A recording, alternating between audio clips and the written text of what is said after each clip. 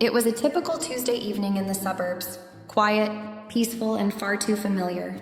I had just finished another exhausting day at work, the kind of day where all I wanted was to kick off my heels, grab a glass of wine, and sink into the couch with a good book. Mark, my husband, was still working late, which meant I had the house to myself for a few hours. And honestly, after dealing with clients and meetings all day, I was looking forward to the solitude. The soft hum of the refrigerator, the distant sound of traffic from the street outside, and the comforting warmth of our living room. Everything felt like it was just right. Ethan, my stepson, was out with his friends, so I had the place to myself. At 18, he wasn't one for much family time anymore, and honestly, that was fine with me. I'd always been more of a give them their space type of mom, especially with him. Our relationship had always been a bit distant, at least on my end. Sure, I cared about him, but he was Mark's son, and I had always felt like an outsider in that regard. My bond with him had always been more of a polite coexistence than anything deeper. I poured myself a glass of wine and settled down on the couch, curling my legs under me as I flipped through the pages of the book I'd been meaning to finish. The room was dim, with just the soft glow of the lamp casting a gentle light over the pages. I was getting lost in the words, the silence of the house wrapping around me like a blanket. But of course, life has a way of interrupting quiet moments. Just as I was about to turn the page, I heard the sound of the front door opening. I glanced at the clock. It wasn't yet 9 p.m., and Ethan hadn't mentioned coming back early. I didn't think much of it at first, figuring he had maybe forgotten something and was just popping in briefly. But then I heard his footsteps approach. Soft, hesitant, like he wasn't sure if he should be interrupting. My first instinct was to let him be. After all, he wasn't a little kid anymore. He was an adult now with his own life and his own friends. But then the knock came. It was quiet, polite, but insistent. I put the book down, sighing inwardly. I hadn't expected him to be home this early, but it seemed like he needed something. "Come in," I called out, trying to sound casual, even though I wasn't sure what he was about to say. The door creaked open slowly, and there he stood, looking every bit like the young man I'd watched grow from a boy into someone I barely recognized. Ethan had always been a bit of a mystery to me. Mark's son from a previous marriage, with his own complexities and struggles that I was never entirely sure how to navigate. His dark eyes scanned the room before landing on me. "Hey, got a minute?" His voice was quieter than usual, almost unsure. I felt that familiar knot tighten in my stomach. It wasn't that I didn't want to help him, but there was something about those moments when he'd seek me out that always made me feel off balance. Not because I didn't care, but because I wasn't sure how to be what he needed me to be, whether that was a stepmother, a confidant, or something else. "Sure," I replied, setting the glass down on the coffee table and patting the seat next to me on the couch. "What's up?" He stepped into the room, but didn't sit down immediately, as if still deciding how to approach whatever was on his mind. His gaze flickered around the room, and I could tell something was weighing on him. I felt a flicker of concern. "You okay?" Ethan hesitated, then finally sat down beside me, keeping a little space between us. His body language was stiff, guarded, as though he wasn't sure how to express whatever it was that had brought him here. The usual confident, distant demeanor he often carried around seemed to have dissolved, leaving a more vulnerable version of him in its place. "Yeah, I don't know. I didn't want to be with my friends anymore," he said after a moment, his voice low. "I guess I just needed some space to think." I didn't say anything at first, just nodded, waiting for him to continue. There was something in his tone, something raw and unspoken. I could feel it, but I didn't know how to name it yet. As I sat there watching him, I realized how much I didn't know about what he was going through, about the pressure he must have been feeling at this stage in his life. So much had changed since I first met him. He wasn't a little kid anymore, and now, sitting here next to me in this quiet house, there was something different in the air. Ethan shifted uncomfortably on the couch, and for a moment, I wondered if he was going to say anything else. The silence hung heavy between us, not awkward, but thick with the weight of unspoken thoughts. His fingers fidgeted with the hem of his shirt, a nervous habit I hadn't seen in a while. I noticed how different he seemed tonight, more fragile, more human, It was like all the walls he'd built up over the years had started to crack, revealing the person he was struggling to become. "You know," he began, his voice quiet but steady. "Sometimes I feel like I'm just stuck." The words took me by surprise. Ethan had always been the kind of guy who seemed to have everything figured out, at least on the surface. He had the usual teenage bravado, the "I've got this" attitude that all parents like to see in their kids, especially stepkids who didn't know you anything, let alone affection. But now, sitting there next to me, he sounded like a kid who didn't have the faintest idea what his next step in life was. "Stuck?" I repeated, trying to keep my tone light, hoping he'd elaborate. "Yeah," he nodded slowly. "Like I'm not really a kid anymore, but I'm not an adult either. I don't know what the hell I'm doing. My friends, they've got their whole lives planned out, but me, I don't even know what I want to do with the next year, let alone my future."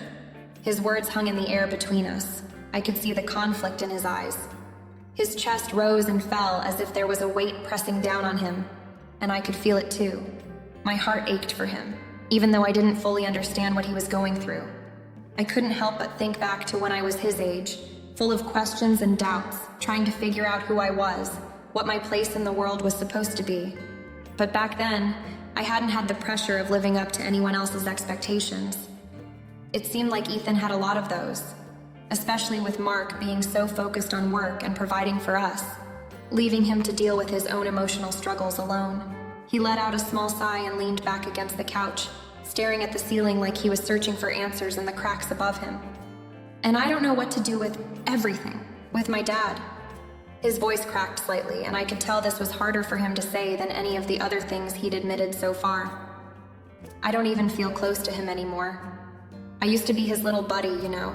But now he's always working, always busy, and when we do hang out, it's like, I don't know, we're just strangers." The pain in his voice was raw, something I hadn't expected. I thought maybe that the tension between father and son was just a phase, something that would work itself out in time. But now, hearing it from Ethan, I realized it ran much deeper. It wasn't just a teenage rebellion or a father who was too busy with work. It was something more. "I know," I said softly, trying to find the right words. "I've noticed things have been a little tense between you two. But it's not your fault, Ethan. You can't control everything. People change, and sometimes things don't work out the way we want them to. It's not on you." He turned his gaze towards me then, his eyes searching my face for understanding. I could feel the weight of his emotions, the things he wasn't saying, building between us. It was like he needed reassurance, not just that he wasn't alone in this, but that someone was there who truly understood the turmoil he was feeling. "I don't know how to make it better," he muttered, the vulnerability in his voice unmistakable. "I don't know how to fix it." I swallowed hard, my own heart tugging at the raw honesty in his words. Ethan had always been so independent, so self-reliant. To hear him admit that he didn't know how to fix things with his father, it hit me harder than I expected. I couldn't pretend to know the right answer, but I could give him something. "You don't have to fix everything right now," I said gently. "Sometimes it takes time. You just have to keep going and it'll work out.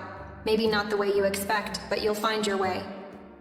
Ethan nodded slowly, but there was still a heaviness in his expression, like he wasn't entirely convinced. It made me realize how much he was carrying around inside him, and how much of it he'd never let anyone see. Not even his dad. Not even me. "I don't know." He trailed off, looking down at his hands. "But it's like, I don't know who I'm supposed to be anymore." I reached over, placing a hand on his shoulder, trying to offer him the comfort he was clearly craving. "You'll figure it out. You're still figuring it all out. You don't have to have it all figured out yet. You've got time." But even as I said the words, I knew that time wasn't going to make it easier. Time wouldn't solve the cracks in his relationship with Mark. Time wouldn't fix the uncertainty that lingered in Ethan's eyes, a question he couldn't yet answer. And it wouldn't make me any less aware of how much his pain mirrored something I wasn't prepared to face. The room was quiet, save for the sound of Ethan's soft breathing. We sat there for a few minutes, the weight of his words still hanging in the air. The space between us felt charged, like something unsaid was waiting to surface. and I wasn't sure how to handle it. I could feel the gentle thrum of my heartbeat, as if my body was somehow reacting to the emotion in the room. It was a feeling I hadn't expected, one that was both uncomfortable and undeniable. Ethan shifted in his seat, and I could tell he was still carrying that burden inside of him. The way he looked down at his hands, the way his shoulders seemed to sag with the weight of everything he wasn't saying. It was like he was holding back from completely breaking down. And for the first time, I realized just how much he needed someone to truly listen, to truly see him. I took a deep breath, trying to steady myself. I knew he needed comfort, but I had to be careful. He wasn't a little boy anymore. He was on the edge of adulthood, and the boundaries between us weren't as clear-cut as they had been when he was younger. But in that moment, he was still my stepchild, and my heart broke a little to see him so vulnerable, so unsure. "Ethan," I said softly, my voice almost a whisper, "it's okay to feel this way. You're not alone." He didn't look up at me immediately. Instead, his eyes remained focused on the floor, his brow furrowed like he was trying to keep himself from unraveling. But then, after a long moment, he turned his gaze to me. His eyes were darker now, tinged with frustration and something else, something deeper. "I don't know what's wrong with me," he said, his voice thick with emotion. "I don't even know who I am anymore. I've just been faking it, you know? Like pretending everything's fine, pretending I've got it all together. But it's not. It's not fine. And I don't know how to fix it." His words were raw, and I could feel them deep inside me. The honesty in his voice, the way he was admitting he didn't have the answers, that he wasn't sure what the future held. It made my chest tighten. I wanted to reach out to comfort him, but I wasn't sure how to do it without crossing a line. Before I could say anything else, Ethan leaned forward, his elbows resting on his knees, his face buried in his hands. It was like he couldn't bear the weight of his emotions any longer. "I've been trying so hard to be strong," he continued, his voice muffled by his hands. "For my dad, for you. But it's just so exhausting. I don't know how much longer I can keep pretending like everything's okay when it's not."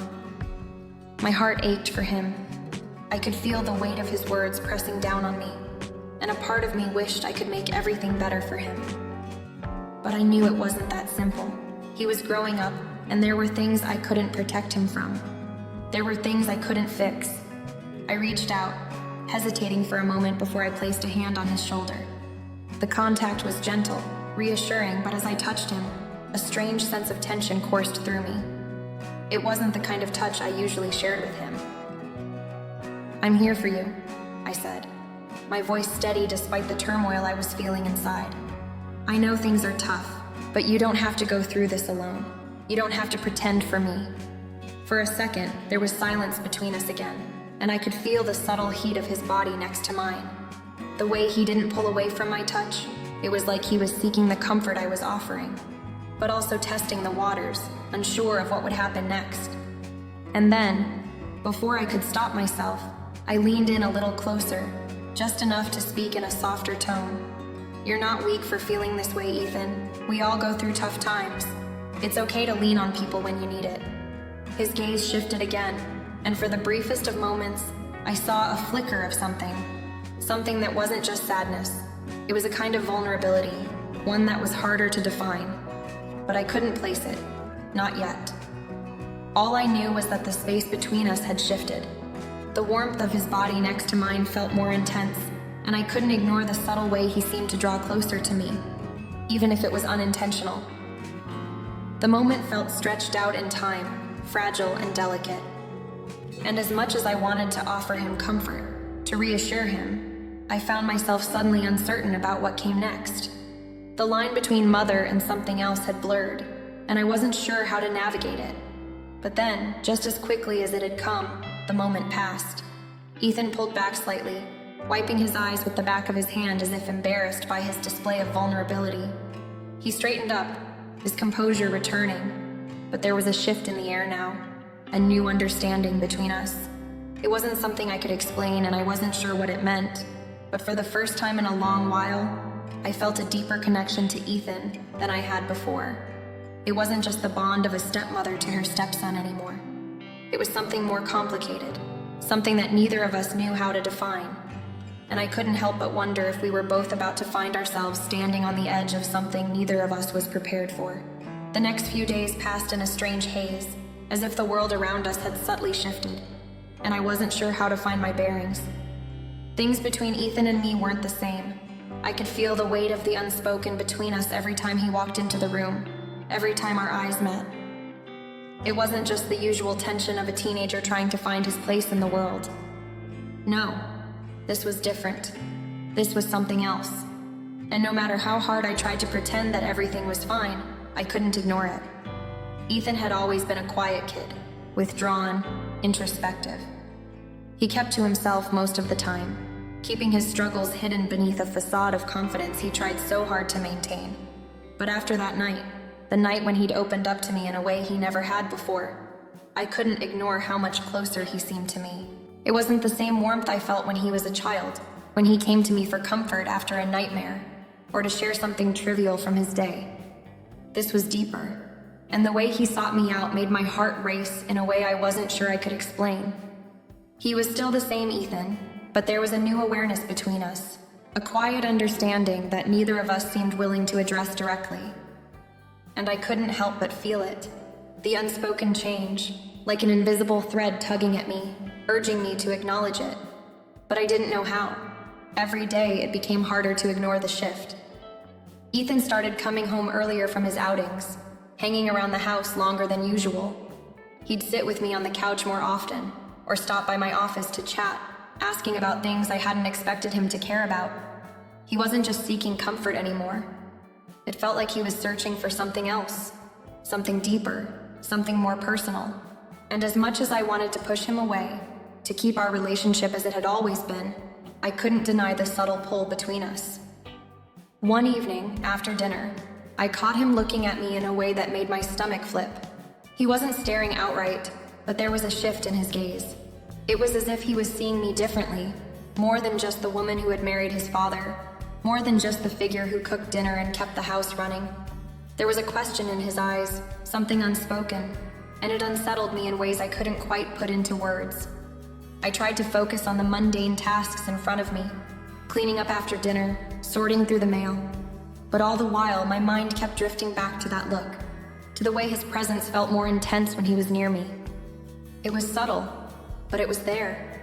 The air between us felt charged, like there was something on the verge of happening that neither of us knew how to handle. Later that night, when we were sitting together on the couch watching TV, I could feel the distance closing between us. The space between our bodies was smaller than usual, and every time he shifted or moved, it felt like there was an electric current in the air, a constant reminder of the tension we were both trying to ignore. I tried to reassure myself that it was just my imagination, that this was nothing more than the typical closeness of a family. But deep down, I knew it wasn't. I could sense it in the way he leaned just a little closer to me, in the way his eyes lingered on mine a fraction too long. It wasn't the usual connection I had with my stepson. It was something more complex, more intimate, and I didn't know how to navigate it. As the days wore on, I couldn't help but feel like I was walking a tightrope, trying to maintain the delicate balance between motherly concern and something else that seemed to be growing between us. I could see it in Ethan's eyes too. The confusion, the need for something more, the awareness that our relationship had changed, even if neither of us wanted to say it out loud. I didn't know what to do with these feelings that were stirring inside me, but I knew one thing for certain. Things were no longer as simple as they had been before. Our bond had evolved, and whether we liked it or not, we both had to come to terms with the new dynamic between us. But every time I tried to face it, the words seemed to catch in my throat, and I would retreat into the safety of silence, hoping that maybe, just maybe, everything would return to normal. But deep down, I knew that wasn't going to happen. The line between us had been blurred, and I wasn't sure what that meant for our future. I wasn't sure if I was ready to face what was happening, but I knew I couldn't keep ignoring it. The question now was whether I could find the courage to address it before it consumed us both. It was a quiet afternoon, the kind where the world outside seemed to slow down, and everything felt still. Mark had left early for a business trip, leaving just Ethan and me at the house. I had no plans other than to relax, maybe catch up on some reading, or clean up around the house. It was one of those rare, calm moments when I could just breathe without the pressure of everything else looming over me. I was sprawled out on the couch, wearing an old pair of sweatpants and a loose t-shirt, completely at ease. The house was quiet, save for the sound of the wind rustling the leaves outside and the occasional hum of the refrigerator. I had left the door to the living room slightly ajar, not thinking much of it. I didn't expect Ethan to be home so soon. He had said something about meeting up with a friend earlier that day, but it didn't take long before I heard footsteps approaching. I didn't immediately notice Ethan had returned until I heard the door creak open slightly. I didn't even have time to sit up, and before I could even turn my head, he stepped into the living room, caught completely off guard by what he saw. For a second, everything seemed to freeze. He stood there at the threshold, his gaze fixed on me, eyes wide and unblinking. I quickly realized I hadn't put much thought into how I was dressed. The casualness of my outfit, comfort over appearance, suddenly felt completely inappropriate, and the space between us felt too small. I was exposed in a way I wasn't used to, not just physically, but emotionally too. I sat up immediately, pulling my legs under me, feeling a blush rise to my cheeks. "Oh, sorry, I didn't hear you come in," I said, my voice sounding more awkward than I intended. Ethan didn't respond immediately. He just stood there for a moment, his expression unreadable. I couldn't tell if he was embarrassed or if he'd even fully registered what he'd walked into. The silence stretched on, heavy and thick. Finally, he cleared his throat, quickly muttering something about needing to grab a book he'd left in the living room before turning back to leave. He didn't look at me directly as he did, and the way he hurried out of the room left me with a sinking feeling in my stomach. I stayed there for a few moments, my heart pounding in my chest. The encounter had been innocent enough, but the way it had happened felt unsettling. My mind raced with all the possibilities of what Ethan might have thought, what he might have felt, and most of all, how I should have handled it. He had always been a bit reserved, and I knew he wasn't the type to make a big deal out of things. But this moment had been different. There was an electricity in the air, something unspoken, and I couldn't shake the feeling that something had shifted between us in that brief instant. I couldn't bring myself to go after him. I wanted to, but I didn't know what to say. The tension was palpable, and I wasn't sure if it was better to pretend it never happened or to address it. But what would I even say? I tried to go back to what I had been doing before, but my mind was racing. The normal rhythms of the house felt off, like a note slightly out of tune. I kept replaying the moment over and over in my head, wondering if I had done something wrong, if I had somehow crossed a line. I didn't think I had. It wasn't like I was naked or anything, but the way he had caught me so unexpectedly, the way his eyes had lingered just a little too long, there was something there.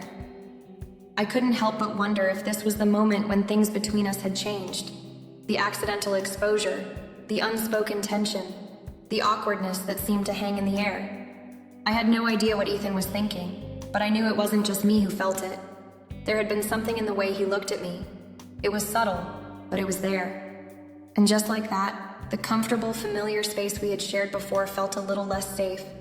It was as if a small crack had appeared in the foundation of our relationship, one that neither of us knew how to fix. The next day, everything felt different. Ethan was quieter than usual, his usual casual demeanor replaced by an almost distant air. But it wasn't just that. There was an undeniable tension between us. A shift, subtle yet undeniable, had occurred. It lingered in the air every time we were in the same room, like a weight neither of us could lift. It started when we sat down for breakfast, and instead of the usual banter or easy conversation, there was an uncomfortable silence. Ethan ate his cereal, his eyes fixed on the bowl in front of him, barely making any small talk. I watched him, trying to gauge his mood, but I couldn't find any clues. His face was impassive, but I could tell something was off. It wasn't the usual teenage indifference. It was something deeper, something more internal. I tried to make small talk, asking him about his plans for the day, about his friends. He answered, but it was all mechanical, like he was just going through the motions. His responses were brief, and his attention seemed elsewhere. When I looked at him, I couldn't help but notice how his posture was a little more closed off, his shoulders tense. It wasn't until later, when I was folding laundry in the living room, that I saw it again. Ethan walked through the hallway, his eyes briefly meeting mine before quickly darting away, like he hadn't meant to look at me at all. I couldn't shake the feeling that he was avoiding me, and yet at the same time he was always within my reach, just out of arm's length. The air between us seemed charged, like static electricity before a storm, though neither of us dared to speak about it. It wasn't just the awkwardness of the previous day that hung over us. It was the unspoken awareness of something deeper that had begun to take root. A change had happened, and it had altered the way we interacted, the way we looked at each other. But we both chose not to acknowledge it. I tried to push the feelings aside. I had to. I was his stepmother after all, and I needed to keep some distance. But the more I tried to distance myself, the more I felt the pull. Ethan's presence was overwhelming in a way I couldn't explain. There were moments when he would pass by, and I could feel the brush of his body against mine, just barely touching. And when he spoke to me, his voice had a different tone, softer, almost like he was testing something. I didn't know if he was aware of it or not, but it was there, and it wasn't just in the way he spoke. It was in the way he looked at me. There was an intimacy that had grown between us, and I wasn't sure if it was intentional on his part, or if it was just the natural progression of our relationship. Either way, I felt it, and it was unsettling. I wanted to maintain the distance, the boundaries that I knew were important, but it was becoming increasingly difficult to ignore the shift.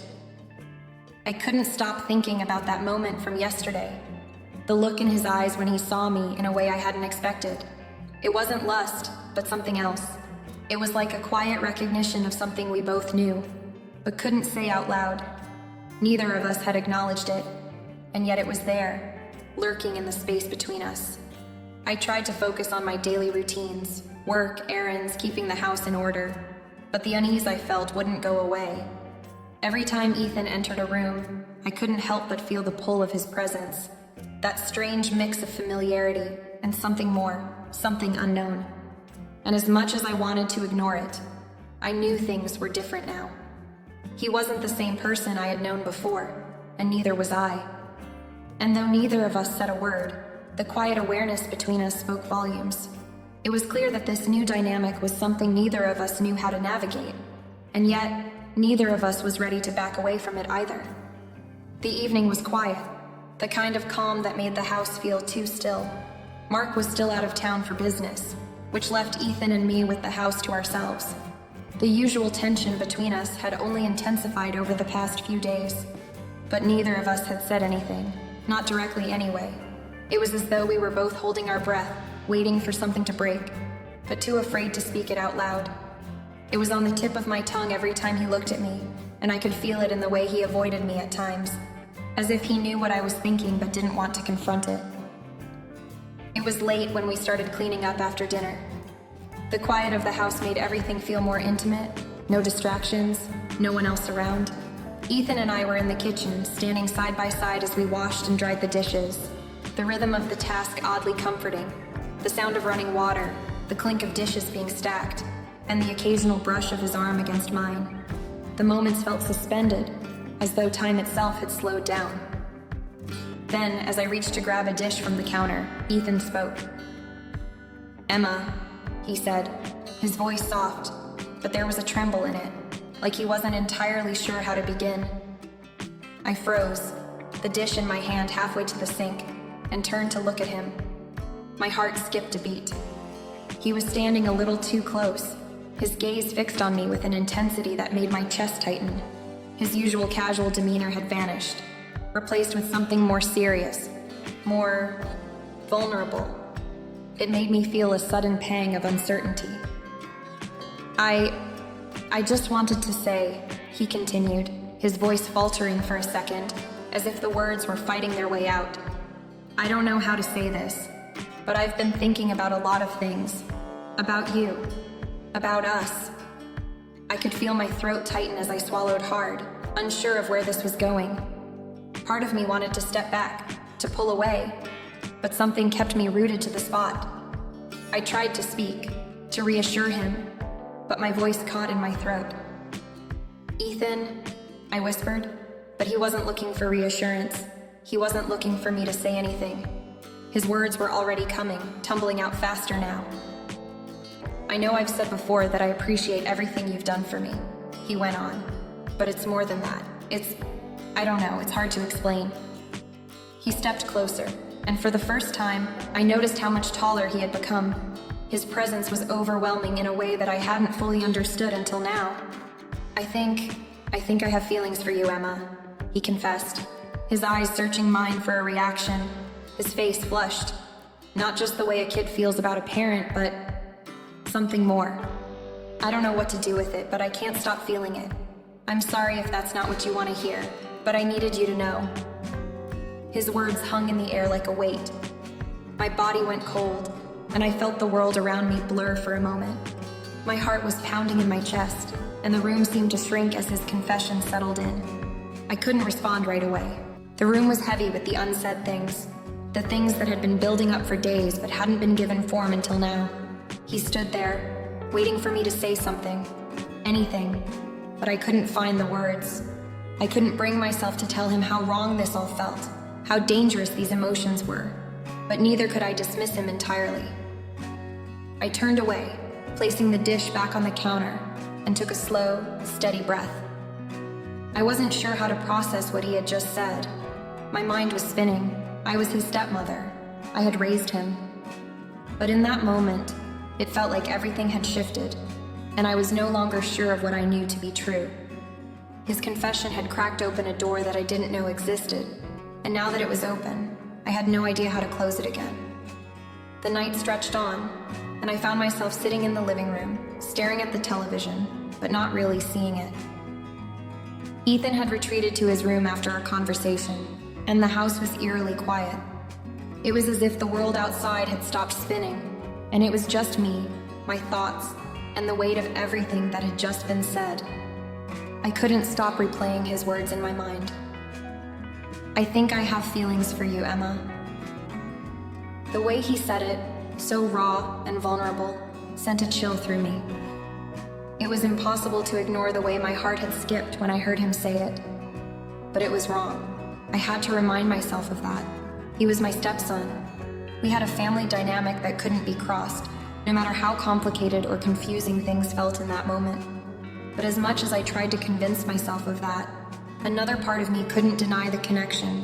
The tension between us had been building for so long, and now it was out in the open, exposed for both of us to try and understand.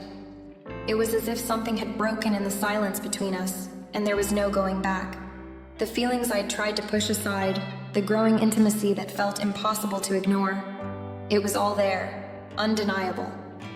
I spent the rest of the evening in a haze, trying to gather my thoughts to figure out what to do next.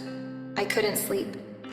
Every time I closed my eyes, I saw Ethan's face, the way he looked at me when he confessed, the uncertainty in his eyes, and the sincerity of his words.